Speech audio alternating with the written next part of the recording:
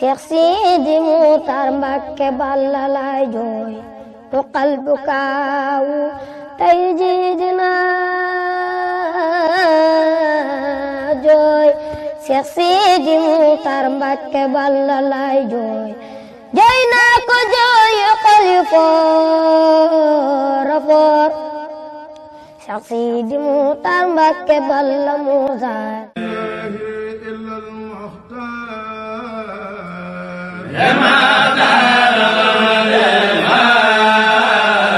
وصلي بتسليم